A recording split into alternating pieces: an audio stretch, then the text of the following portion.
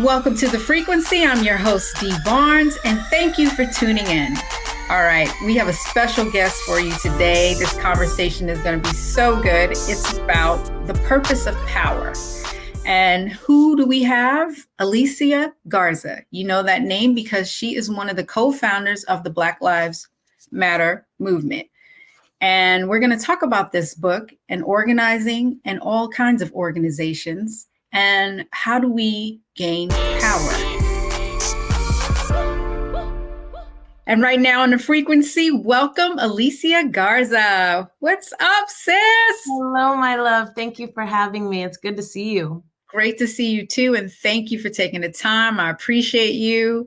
I have to talk to you about your book, The Purpose of Power. But first, I want the audience to get to know you a little bit more. Where did you grow up?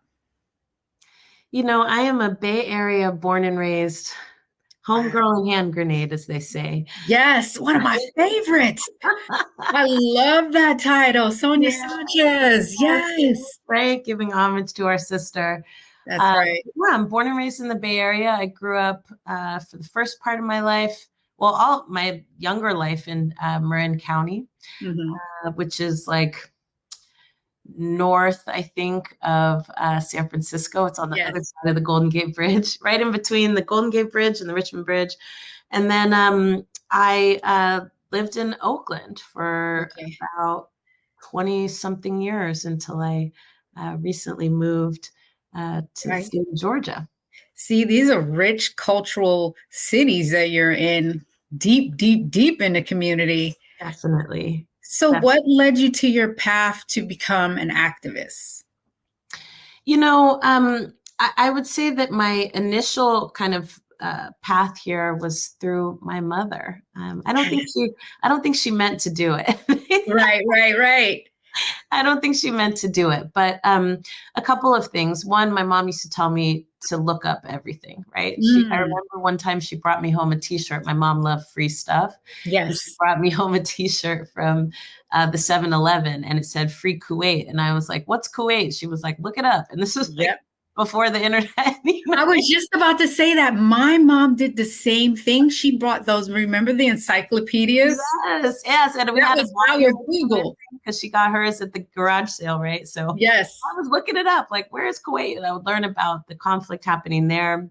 But really, there's like an ethos that my mom really, I think, embedded in me, which is that everybody deserves to live with dignity. My mom would say hello to every Black person she ever saw anywhere. Right. And if I didn't say hello to, she would pop me one, and remind me. You always got to say what's up to our people. Because we live in a world where our people are not respected and not even acknowledged. And so I'm going to be a part of that.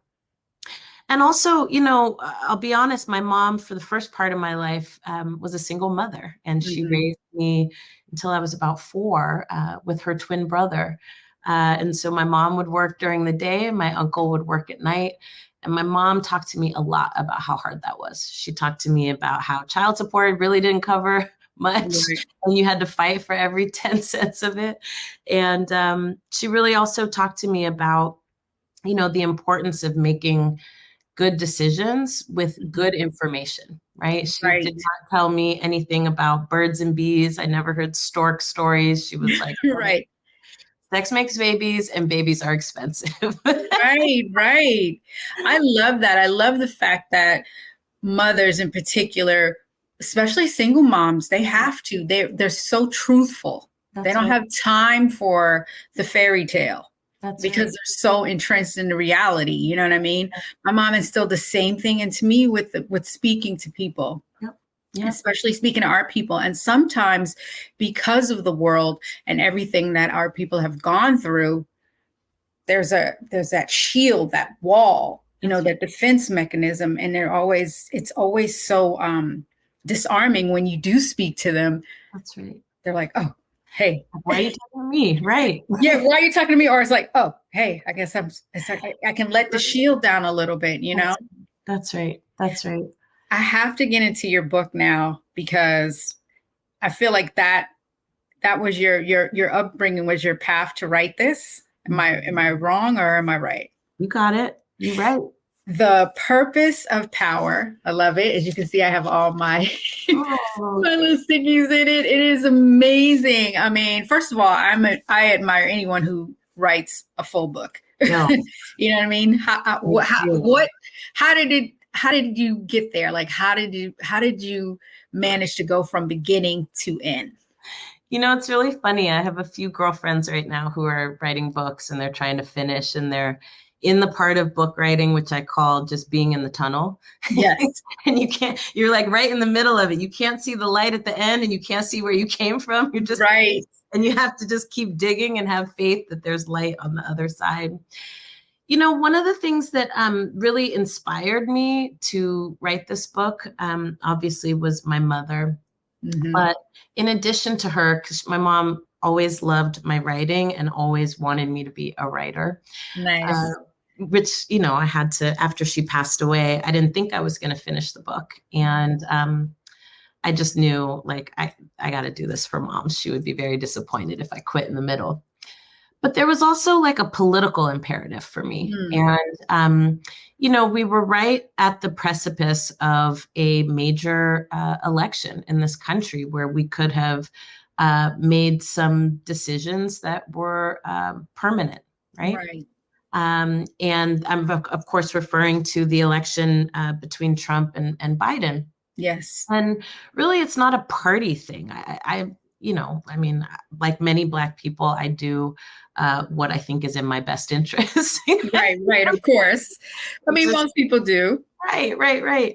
But for me, what I was looking at was the movement perspective. And, there's not a lot of books on organizing. There's a lot of Right. things that are retrospective and look back, and they're coming from the outside, right? These are people who study people who did the thing. And I Right. think more of us who are actually doing the thing need to write. My book is not the definitive book on organizing, but it was meant to spark a conversation amongst other organizers and people who are trying to create change about what we think it takes and what we're doing it for. This work is really hard. If you don't have clarity about what you're trying to get out of it, Yes, then you're not going to be in it for very long.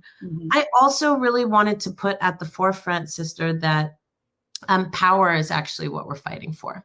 And that is really different than I think a lot of the ways that we talk to each other as Black people, especially about what it is that we want. I think we're taught in some ways that what we want is like white people's version of the thing, but make it Black. And I'm like, I'm not sure. I think we want the ability to make decisions for ourselves. And I think we want the ability to create systems that don't actually result in inequity and poverty and pain. And in order for us to do that, we actually have to consider, what does that take?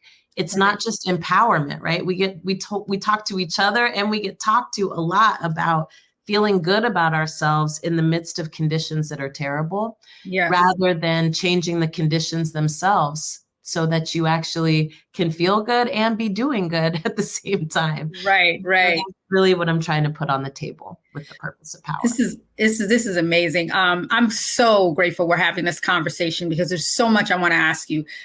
First, I want to break down what you said about movement. And it's something you said that was so profound in the book. You said that hashtags do not start movements, people do. That's right. And I was like, hello, because this generation is all about the hashtag. So can you break down what you meant by that? Yeah, well, I've come to start saying that over the last decade because, with the rise of Black Lives Matter, I think the most common question that I would hear, besides, don't all lives matter, which. Right. Yes. Right? But the most common question that I would hear is, well, how did you start a movement from a hashtag? And I was like, I don't understand. That's not what happened here. Right. One, these movements are old, right? And they ebb and flow, right? I didn't start a movement. I started an organization with my sisters that is in the Black radical tradition, right? Right. And we didn't create that, right? Our people created that. Through unspeakable conditions. And it came before us. And if we do our jobs right, it'll come after us too. But we'll be winning things that have us able to fight for other things, right? We can have new problems to solve instead of trying to keep chipping away at these old the same problems. The same problems the generation before us had. It reminds me so much of James Baldwin. Exactly. When exactly. How long do we have to wait for the progress? How long must we wait? How long must we wait for the progress? I'm just, it's profound when you say that you're chipping away at something that we're still dealing with. We're still dealing with it. Okay, listen, we're going to take a break. When we come back, we're going to go more into what we're still dealing with right here on The Frequency on the Black Star Network.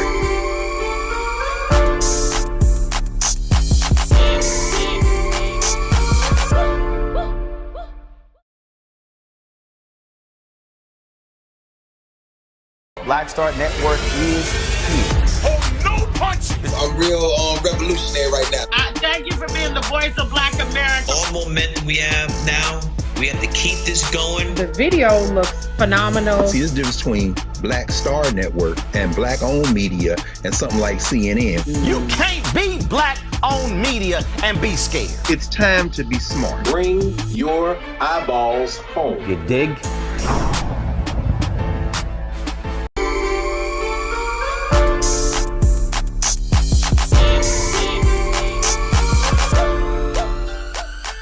Back right here on The Frequency with Alicia Garza, and we are talking about the movements and the movement that we're in right now and the battles that we are fighting yeah, as African Americans are still fighting to this day, that we seem to have been fighting for generations.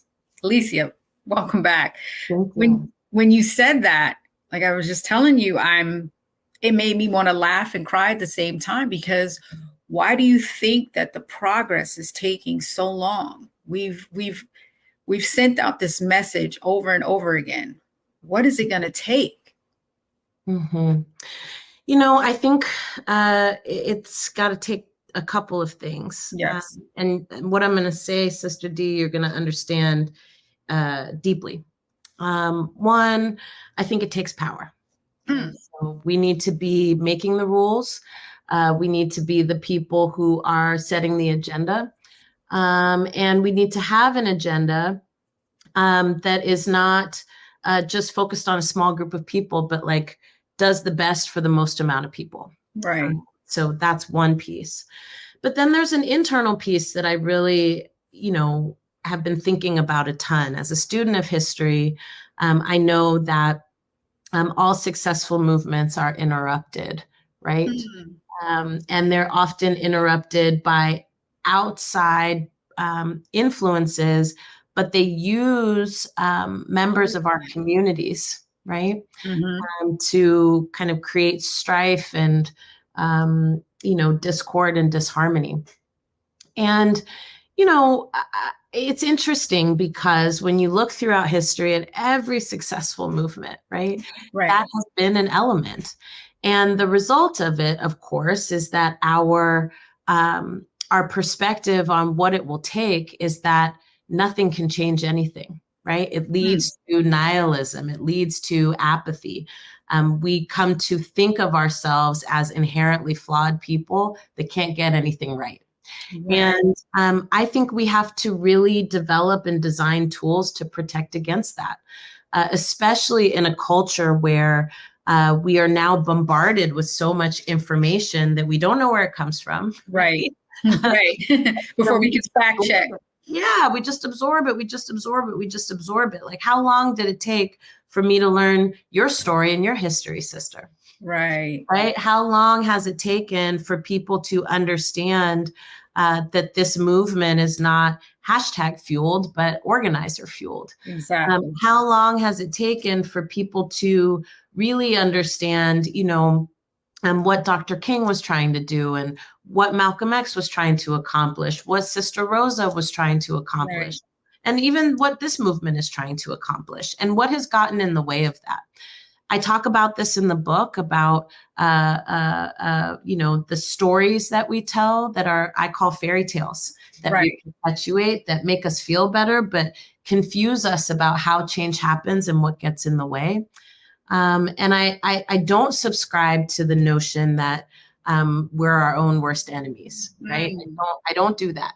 Okay. But what I will say is, if we really about this life, then we have to be committed to a more nuanced understanding, not just of human fallacy, right? The real thing. But we also have to be really deeply entrenched in the strategies that white supremacy and this government has used to keep itself intact. And we have to hold both of those things together, and then make assessments, right, about what we're working with and how it is that we move forward. Whew. One of the things that each of these movements within the community, I've always, admired and tried to get involved with, but I never understood the process of an organizer and how do you organize? Can you please break that down for the audience? Because I know there's people out there that are like, I want to do something. I feel like I need to do something, but they don't know where to begin. They don't know how the process starts. And I'm one of those people. So please walk me through it, because I really want to know. I've been part of, for example, with hip hop, we were part of this process, the All in the Same Gang project, which was to stop gang violence. And I was all in, from the music part to the, we had these giveaways, and of course, corporate sponsorship got involved, and, then it becomes another thing. And then we went to the, the certain heavily gang influenced area in Los Angeles. And we did the video and we helped the community, and then packed up and left. And then I'd never seen them go back to do it. And I felt like that was something that I should have made, picked up the mantle to continue, or how. So can you please walk me through, like, how do you become an organizer, and what are the steps that it takes to create and maintain? Yeah. Well, first and foremost, I'm so glad you told that story, Sister D, because, I think where and who you work with is just as important as what you do. Oof. Yes. Yes. So, you are giving us some truth bombs today. Go ahead. I often say, it's important to figure out what you care about and to find other people who care about the same things that you do. Right. But it's also important to understand or to even consider, right? What's important to me about how the work gets done and who I'm working with. And I often find that people don't do that extra layer, right? And so then they get really deeply disappointed when they encounter something like what you encountered, right? Which was a misalignment, right, of goals and outcomes. Okay. Yes. And so, there are so many incredible organizations out there who prioritize and really live their values around, participation, right? And engagement, direct engagement, and really being led by people who are being impacted by the problems that you're trying to solve. People who are more relationship focused and based rather than, but there's lots of different ways to approach change, right? Okay. You can, give stuff away, right? That's a way to approach change. Right. And you can also give people the tools that they need to be the change makers themselves. Exactly. So whatever your approach is, find a group that shares your approach, not just the same thing you care about. And then the other thing I would say is that organizing is fundamentally about building relationships among people who don't currently know each other, who care about the same things and want to take action together. And so to be an organizer, you really need to first and foremost be somebody who can do good listening. Right. Somebody who is also themselves willing to share, your vision, your hopes, your fears, right? And then also someone who is thinking about over time, how do we think we solve this problem? Okay. And I think with organizing, we have this idea, right, that there's one person. This is an example of those fairy tales. We can all name, a leader of a movement, but can we name the engine behind it, right? Like, do people talk about Diane Nash? Do people talk about the fact that Sister Rosa continued to organize well into her 80s, right? Wow, they don't. Like, literally. And it's because we don't know that, right? We're taught that, for you to be an organizer, you have to be the one with the bullhorn. You got to be the one in front. And that's not what organizing is. Organizing is reaching as many people as possible who are looking for you and getting people together to come up with solutions to the challenges that we face. And what's core to that, at the very, very center of it, is being able to build relationships among people who might want the same thing, but they might come from different places. How do you build bridges amongst people's differences in order for us to take action together? Not get rid of the differences. The differences are not a bad thing. Right. It's how do you bring all those different elements together so that it becomes a song? Okay. Really what an organizer is. Is this something that you've always wanted to be when you were growing up? Like, I can't see you as a little child, even though you were raised in Oakland. So you had like the Black Panther, influence, community-based influence on you. But was that something that you wanted to do when you were like younger? You were like, this is what I want to do, maybe politics or something community. It's so funny. I didn't know what organizing really was until I got to college. Right. And, we got to think about that, right? Again, I didn't learn about organizing in middle school or high school, right? Of course not. And that was designed, and we can see in places like Florida, places like Alabama, right? They're trying to like reinstate that kind of stuff. Places like Texas, where, they have textbooks that say that there was no slavery. Right? Actually, slavery was people migrating from Africa to come here to work. That's literally what they're teaching in schools, right? Insane. That's insanity. It's bizarre. So I didn't grow up learning and knowing about organizing. And then on top of that, Sister D, growing up in the 80s and early 90s, I will say that, at that point, the Panthers were not at their height anymore. And so the way that people talked about that work was quite different. And it wasn't until I got to college and got exposed to texts and people, right. Work that I was like, I can do that. I'm social, I like to build relationships, but fundamentally I'm a connector. And that I think is my role, right? What I'm good at. I'm good at bringing people together who don't think they have anything in common to like get stuff done together. And so you really shocked me there for a minute, thinking about your upbringing in Oakland. They're not teaching what the Panthers did in school. It's silence. It's almost, not at all. Like not at all. But what's cool is as an adult, I can tell you, Panthers are everywhere. Like I run into Panthers at the grocery store, at the doctor's office. When you go out to eat, it's like folks are still very much alive, very much active. A lot of the programs that people began are still in existence and still taking care of our people. You know what I mean? So some of it is like being able to also expose people, right, to what's in front of their face. That is also a part of organizing, right? Like we're all taught to see the world a certain way, and the way we're taught to see the world benefits a certain group of people and benefits a certain arrangement. And as an organizer, right, your role is often to expose people to different perspectives, right, and different ways of looking at things, and to really also expose how power operates, right? It wasn't until somebody organized me, right, that I understood, not only was I not taught this stuff, right, but there was actually an agenda behind not teaching me these things. Then I became committed to finding out more, right? Exactly. More. I feel like this is what people are doing now on YouTube, but they're going down weird, like rabbit holes that, may not take you into a good place. Yeah. Radicalizing people in different directions. We're going to take a break, and when we come back, we're going to get into our favorite chapters, the purpose of power, right here with Alicia Garza on The Frequency on the Black Star Network.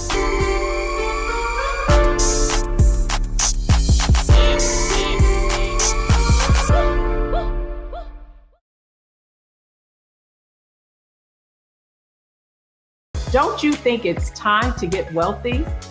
I'm Deborah Owens, America's Wealth Coach, and my new show on the Black Star Network focuses on the things your financial advisor or bank isn't telling you. So watch Get Wealthy on the Black Star Network.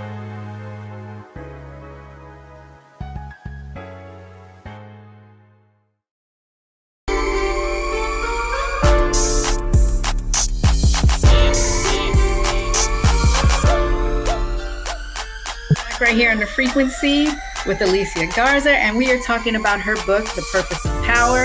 Alicia, please join me. How we come together when we fall apart, which I thought was, wow, interesting. I want to get into that, but I want to share something with you, because the reason I was asking you about organizing too was also I had an experience with Diane Watson, Senator Diane Watson, when the whole Los Angeles riots happened.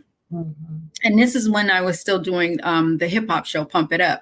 We went into the community and we watched her work.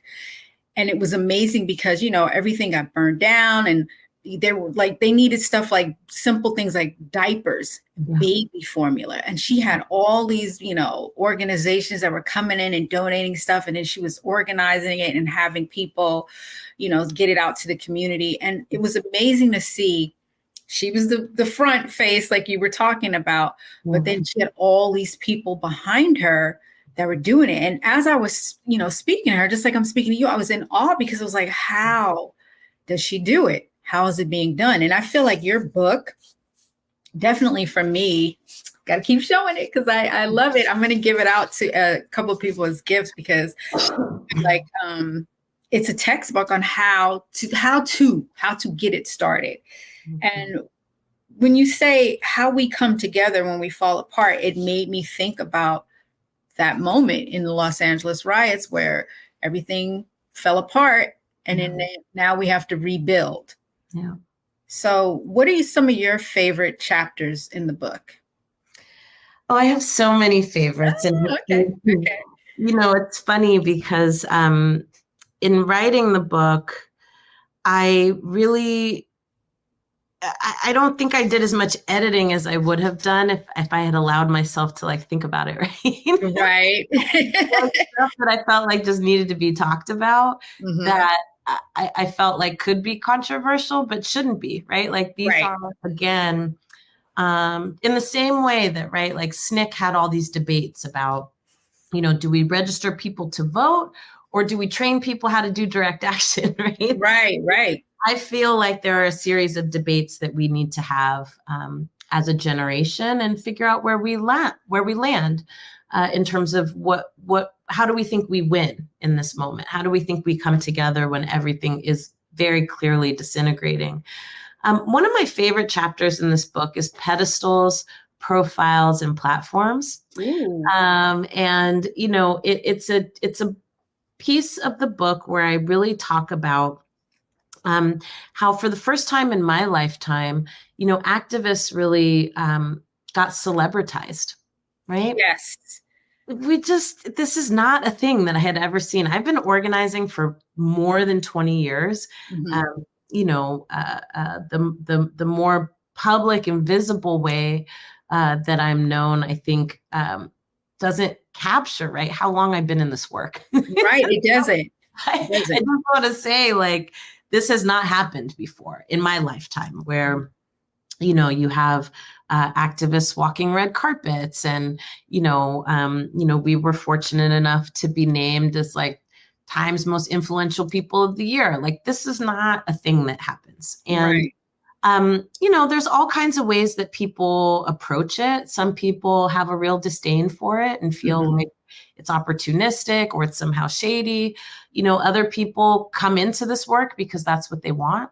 Right. So we're kind of in that era now. And, I really make this argument that it's not that it's inherently good or bad. It's that you have to have clear strategy on what you're using it for. If you're using it just to boost your own personal profile, right? That's not actually moving us forward as a community. But if you're using those that level of exposure to also expose people to the issues and concerns and demands of your community, then that's a whole other conversation, altogether.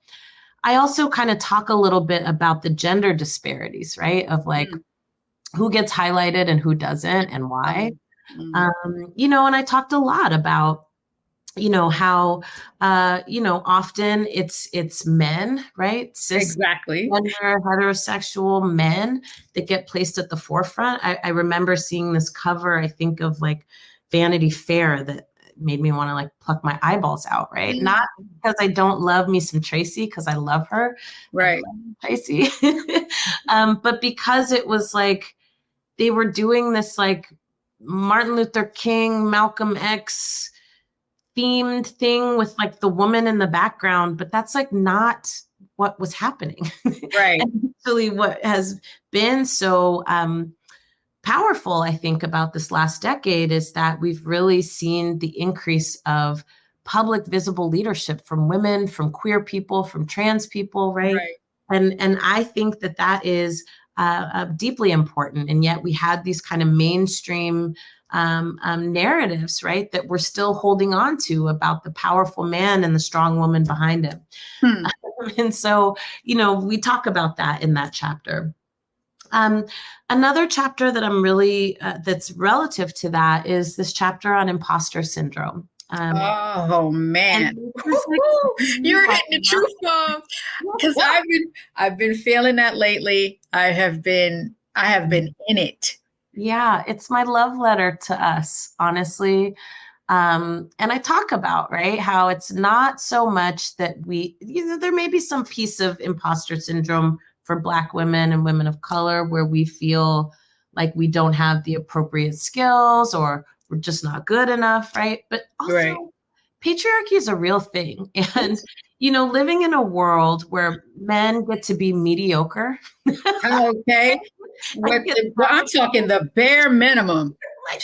Just nothing. Literally. Just don't want a t-shirt, don't brush their teeth. No, and the audacity of it all, right? The audacity of it all. And but we live in a world where we have to navigate, when we say something, people look at us funny, but when a man says the same thing less skillfully than we did, right? Right. And everybody flocks towards what they said, even though it was your idea. Exactly. And so I want to highlight that because I think there are still. And when we say it as women, when we say it as women, we get picked apart. Totally. And that's on so many levels, right? Right. Whether it's, telling our stories, right, of how we've been done wrong, whether it's giving our ideas for how it is that we move forward. Right. Our ideas are considered to be less valid than that of people who occupy positions of power in our society. And we still have to talk about it. And so I really wanted to put that chapter in there because I wanted people to understand that just because we're fighting for a world where there's justice and freedom and liberation doesn't mean that we're not still intentionally or unintentionally perpetuating the same dynamics that we're trying to intervene on. Right. So I put it in there so that we could really think about, in our organizations and the work that we do and the efforts that we put forth, are we still doing the same stuff? Or are we being conscious about not just representation, right? But representation with substance, okay? I don't just want more women in decision-making roles, but I want more women who have the same values that I do in decision-making roles. That's what made me feel like your chapter on the power of identity politics. That was one of the ones that I was thinking about because just that word, identity, can you break it down for the audience so they... Well, yeah, that word comes from us. I mean, identity politics is actually a movement phrase that comes first through the Combahee River Collective and people like Barbara Smith, right? Who talked about how they cannot separate their politics, right, from who they are in the world. Right. Then it gets co-opted, right? It gets co-opted by conservatives in this country who use it as a pejorative term. Identity politics goes from how you reconcile, right? Being of color, being woman, your sexuality, right? In a world that doesn't want you to survive because of that, to, woke whining, right? No, you did not. Wait, you done said the buzzword. No, you didn't. I did. The woke. And then what do you think about that? Like how they're taking the word? And I think it's complicated because honestly, what happens is we start to adopt the same stuff. So then you start hearing Black people be like, I'm not into that identity politics stuff. What is you talking about? You don't have a choice. Exactly. If you are aware of the fact that you are Black in this country, you do not get to abhor identity politics. And just because some white man in a suit told you it was wrong doesn't mean you have to adopt that. That comes from our foremothers. You understand me? That was the way for us to wrap ourselves in bubble wrap, right? Say, we got to outlast this idea that we have to leave parts of ourselves behind in order to pursue justice and freedom. And so I put that in the book because I needed people to understand some of these really tricky methods that conservatives in particular use to create and stow division and confusion amongst our own ranks. You have us talking about us against us, right? Yeah. But we don't understand the origins of where those things come from. And we don't understand always the impacts, right, of adopting those narratives. We don't need to be microphones for, my mom used to say, for example, the devil don't need no help. Okay. Yep. So people say, I'm just being a devil's advocate. She would be like, the devil don't need no help. They're doing fine on their own. Conservatives don't need help in terms of getting their message out. We shouldn't, keep kicking around their language, trying to draw people's attention to it, because all it's doing is embedding it. Right. What we do have to do, though, is organize our people, make sure our people are equipped with the information that we need to be critical thinkers, right? And to see through the nonsense, and also to see what's on the other side. Right. That's why I wrote That's what I want to get into next. When we come back from the break, we're going to talk to Alicia about how do we get to the other side and acquiring that power right here on the frequency on the Black Star Network.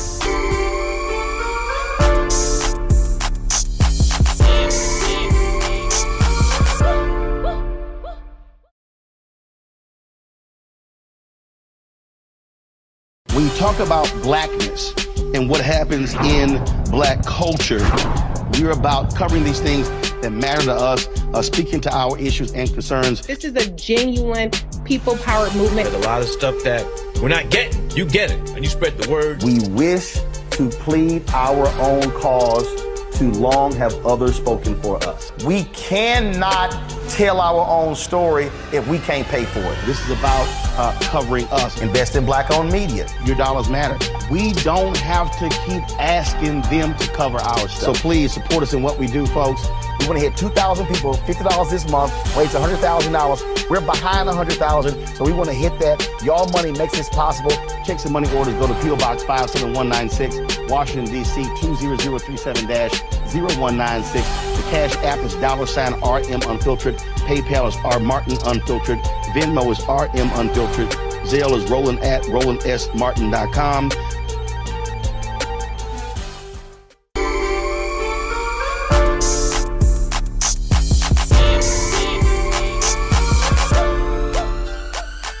Back right here on the frequency with Alicia Garza.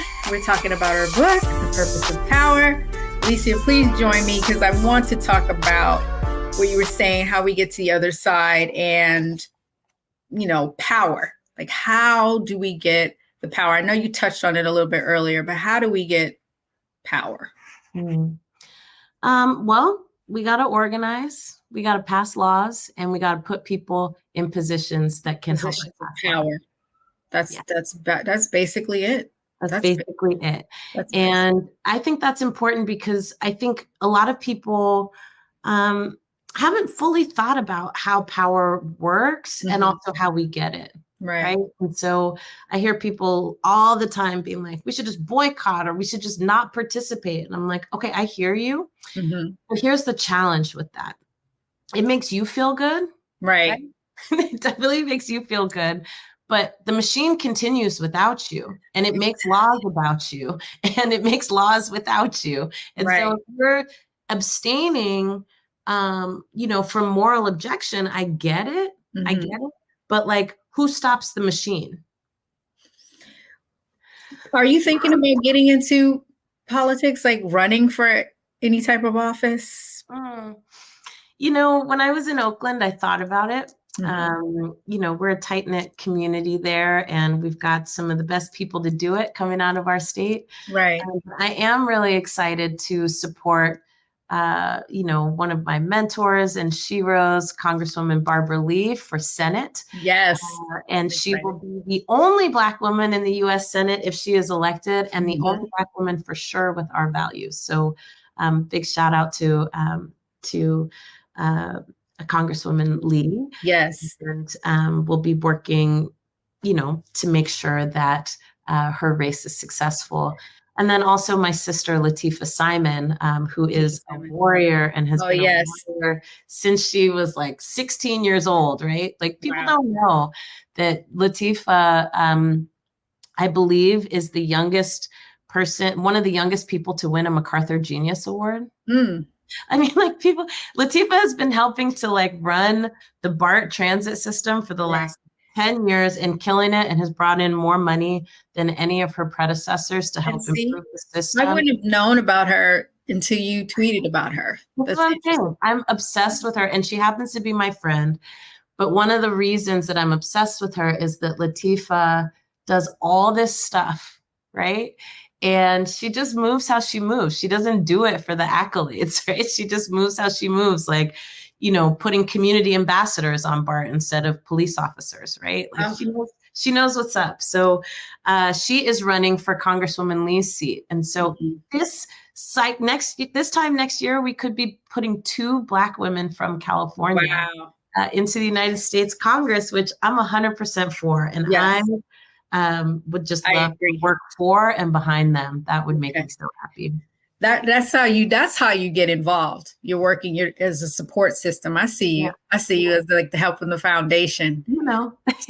So what is Black? What is it? Black Future Lab. Excuse me. What is that? Is that your organization? Is that something you started? Yeah. So in 2017, I left Black Lives Matter because I really wanted to start an organization that was focused on building power with elections. Right. And, this has been an age-old debate in our movements about whether or not to participate in elections. Obviously, we know that there is a ton of corruption inside of government, and government does not function the way that we want it to. But I am also a deep believer that, like, we cannot leave these folks up to their own devices. Right. There's too much at stake, and there's too much online for us to just walk away from it. It's ours just as much as it's theirs, right? If not more so, right? And so I built the Black Futures Lab in order to work to make Black communities powerful in politics, so we could be powerful in the rest of our lives. When we think about issues of police violence, when we think about issues of public safety, when we think about issues of affordable housing or jobs or wages, all of these things are decided through policy, not through wishing and hoping that things would be different. That's right.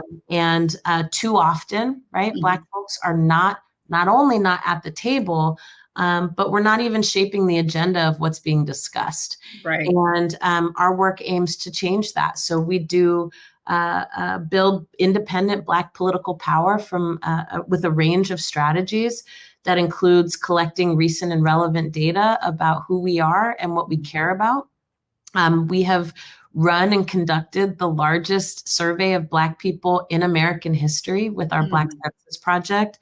And it's open right now for people to participate. So you can take it at blackcensus.org. Nice. You don't have to be, political. It's a nonpartisan survey. You don't have to give us your contact information or your name or anything like that to take the survey. We just want to know what you deal with, what you think is important, and what you want to see done about it.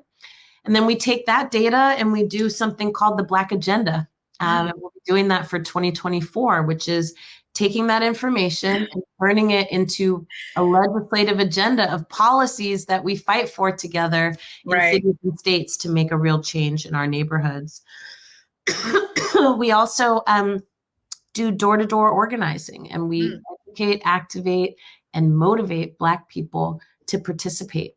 And not because our ancestors died for the right or anything like that, just so we can be powerful, right? Exactly. It's us that are putting these issues on the map.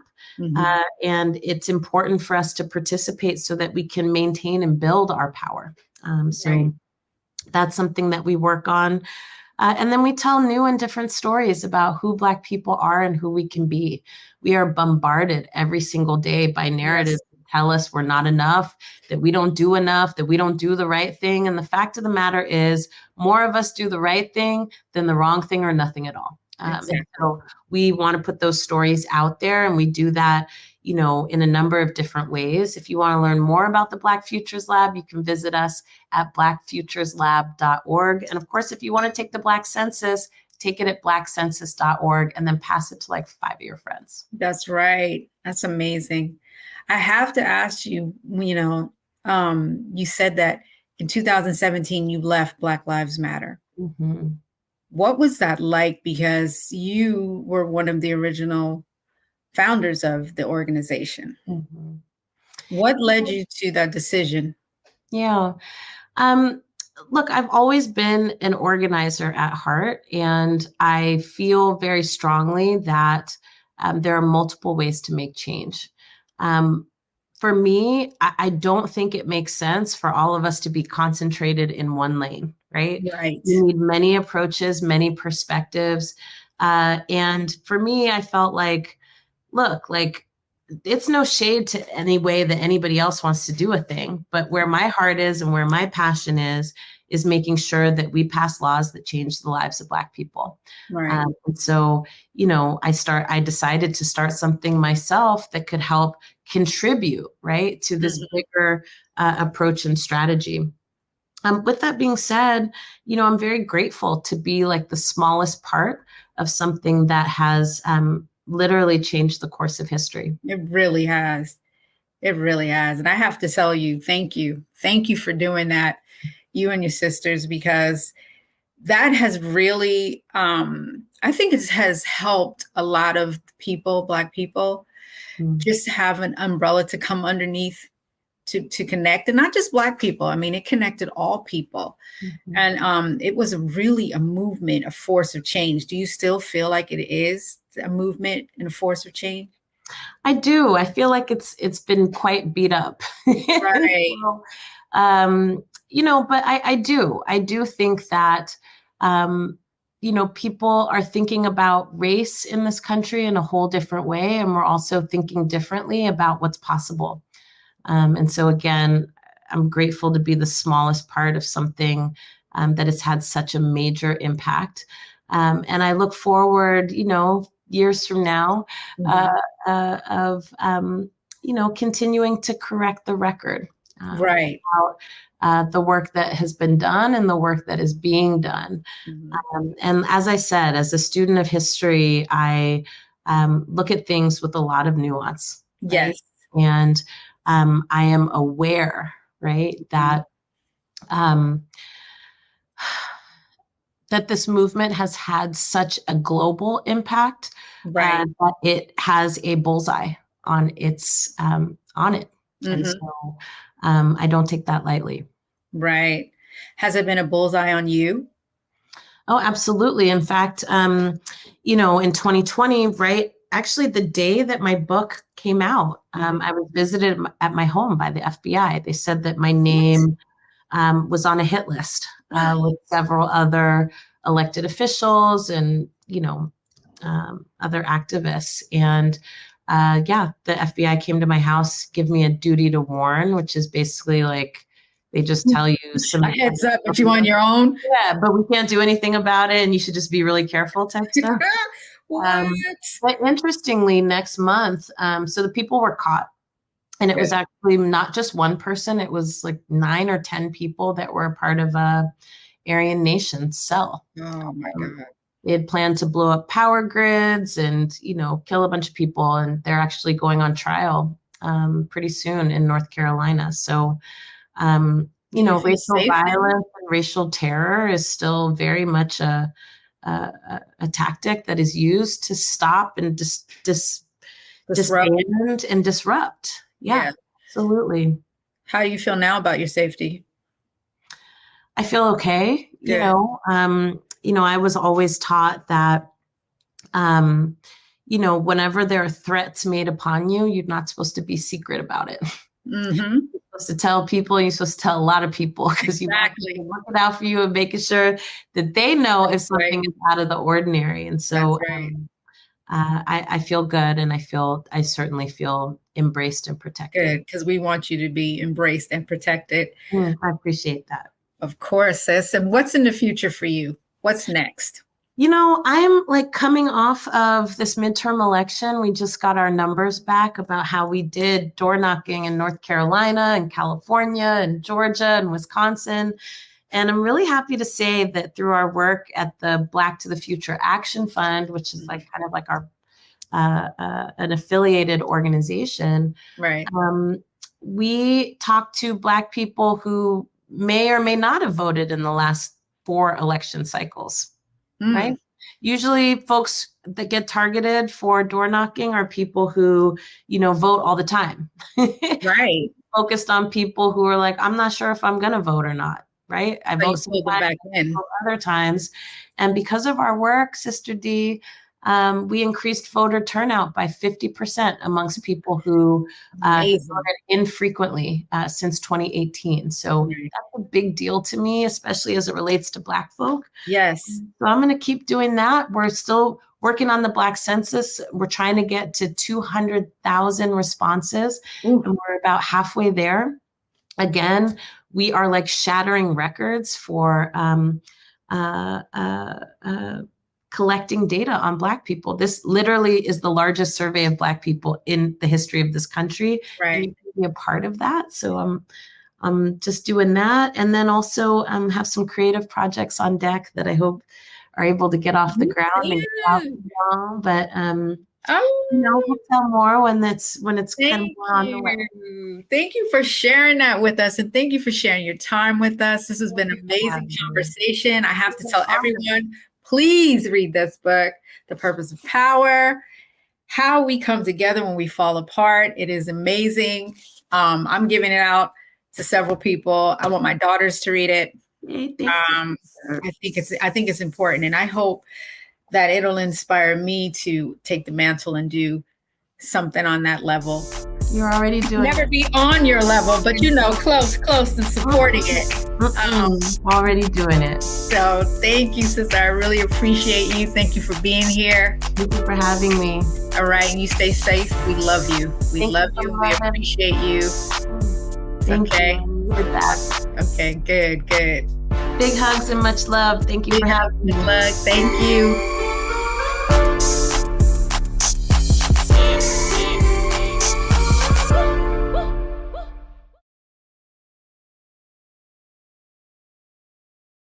Hatred on the streets, a horrific scene, a white nationalist rally that descended into deadly violence. White people are losing their damn minds.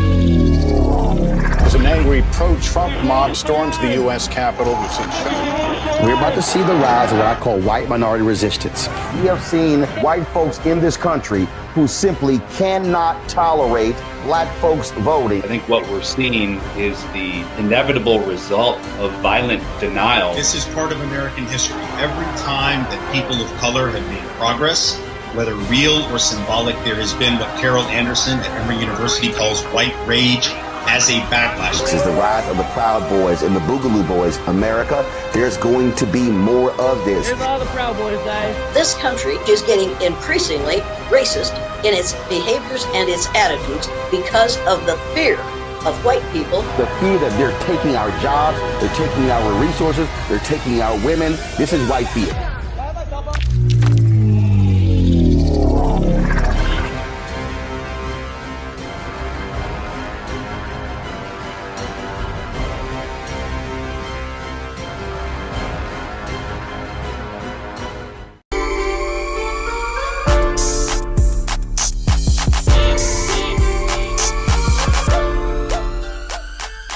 All right, another episode of The Frequency with this book right here, The Purpose of Power, How We Come Together When We Fall Apart by Alicia Garza. I want to thank her so much for the truth bombs that she let off today. She really helped us understand the meaning of the movement, Black Lives Matter, and all the things we talked about, discussing politics.